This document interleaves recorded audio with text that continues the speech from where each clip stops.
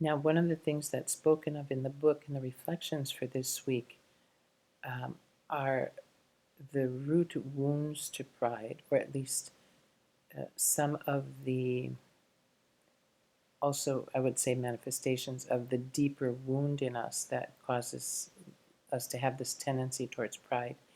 And one of the wounds they talk about is an experience within ourselves of abandonment and an experience of loneliness.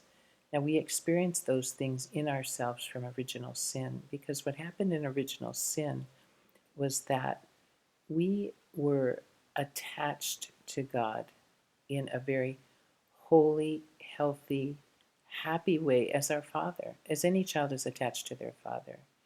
And what happened in original sin is that Adam and Eve detached themselves from God as their Father, and they attached themselves to created reality. And as I said, you cannot overstate the profound effect that that's had on us, the devastating effect, really, that that has had on us. It has really um, completely unbalanced us within ourselves, for instance. We had before the fall perfect harmony and balance within ourselves, and after the fall, all that was lost. Everything was turned upside down on its head, where we had perfect order within ourselves, and our minds really um, kept us in right reason and truth and goodness and judgment, and our appetites, our desires, our emotions, our passions served that. After the fall, that was flipped, and now our emotions and our passions and our desires tend to dominate everything.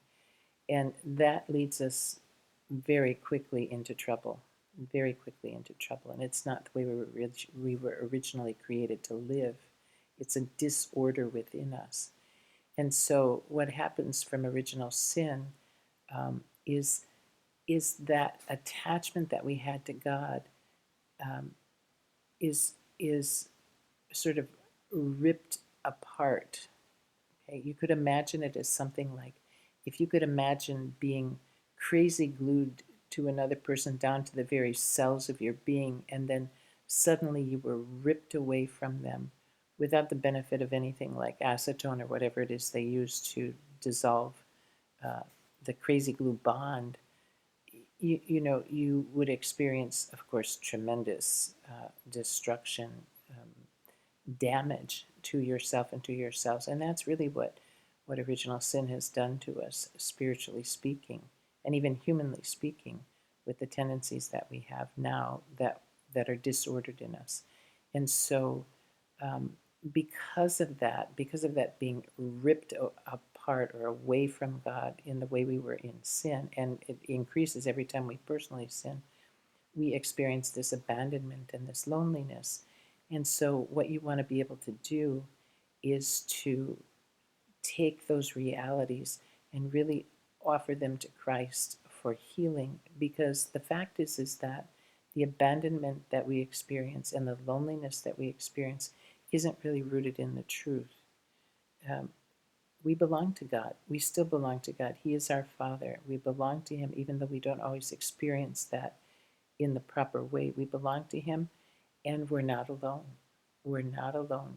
God is always with us. He's always present to us, and He is always sending people into our lives to be companions to us on the journey home.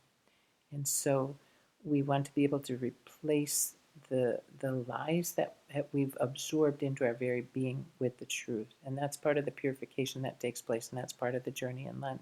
And you can ask yourself, where is it I believe these things in my life? That God doesn't really care, and that He's not personally involved with me. I'm kind of on my own. Those are lies that we absorb into our very being, and they have to be, as I said, replaced with the truth. We have to understand that those things, even though we experience them that way, they're not. It's not true. And and I think that one of the, of course, the healing virtue for all of this is humility. Now, humility is um, the virtue that allows us really to see the truth of who we are and the truth of who God is in relationship to us.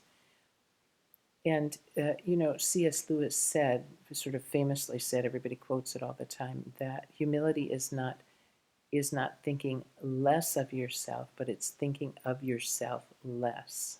And, I find that the person who is a very beautiful model for this is our Blessed Mother, because when I think of our Blessed Mother and her humility, the way that I would characterize that is that she was self forgetful. She loved God. She was turned towards God at all times. She was centered in Him at all times, not in herself as we are. We're centered in ourselves now. And, um, and her one desire was to please Him in all things. And um, when she did look to herself, it was always in the context of whatever God was asking of her at the time. So you look, for instance, at her Magnificat, and she very beautifully says, behold, I am the humble handmaid of the Lord. So she knows herself. I'm the humble handmaid of the Lord. But at the same time, she can say, but all generations will call me blessed, not because of myself, but because of what God has done for me. All generations will marvel at the workings of grace in her life. And she knows that because they're so extraordinary. And and she herself, because she is looking at everything from the perspective of truth and in God, she sees things as they really are, and that is the truth. And we have to be able to see ourselves that way. We have to be able to imitate our Blessed Mother that way, to actually allow her to share that grace with us, because she does want to share that grace of humility with us, whereby we see our own littleness but God's greatness. We keep our littleness in relationship to God and His greatness, who loves us with a love that was, willing to, the Father willing to give us His only begotten Son so that we could be rescued, redeemed, saved, and again, be with Him for all eternity. So we have to be able to live that way. And um, our Blessed Mother can help us to do that.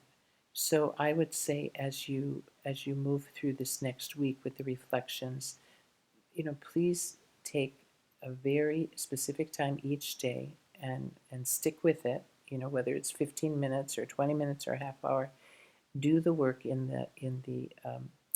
the book, the reflections every day.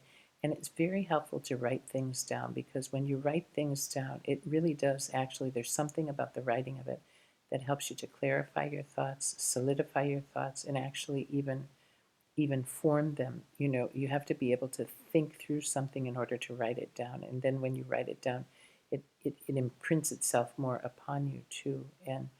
Um, and, and God is going to give you graces at this time, so you want to be able to record them, because there'll be graces that you can go back to afterwards, even down the line years later, and renew yourself in the graces that He wants to give you during this Lent to bring you closer to Himself. And so I wish you many, many, many blessings this week as you tackle this rather difficult area of pride. We don't like to admit that we have things that are um, not right within us.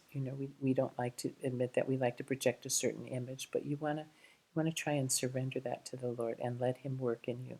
Give that to our Blessed Mother and let them take that from you so that you can be really free, and so that you can begin to move either past or around or totally remove the obstacles that keep you from God, fully from coming into His presence and being one with Him.